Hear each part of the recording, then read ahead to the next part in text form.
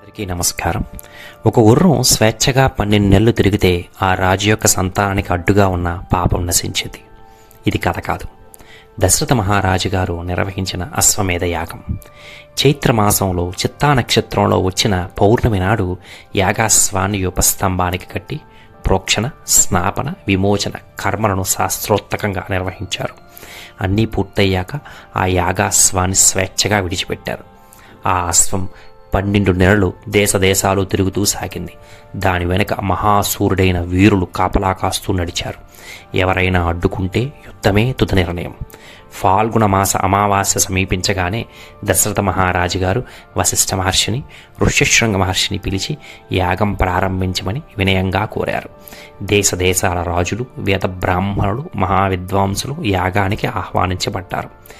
యాగశాలను శుక్ల యజుర్వేద విధానానికి అనుగుణంగా అత్యంత శాస్త్రోక్తంగా నిర్మించారు.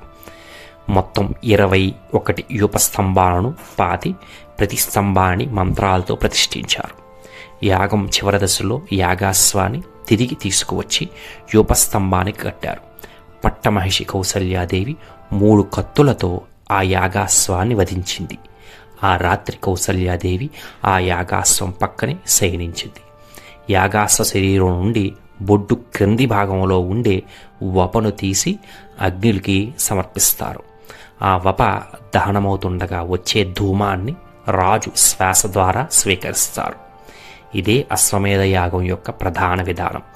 ఈ క్రతువు ద్వారా సంతానానికి అడ్డు నిలిచే పాపం నశిస్తుంది.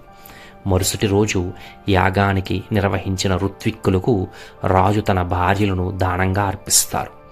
ఋత్విక్కులు వారిని తిరిగి రాజుకు అప్పగిస్తారు. అప్పుడు దశరథ మహారాజు గారు వారికి అపారమైన ధనాన్ని దానంగా సమర్పించారు. ఈ విధంగా అశ్వమేధ యాగం సంపూర్ణమైంది. ఆ క్షణంలో ఋష్యశృంగ మహర్షి లేచి, ఓ రాజా, ఇప్పుడు పుత్రకామేష్టి యాగం జరుగుతుంది. ఇదే రామాయణానికి మొదటి అడుగు.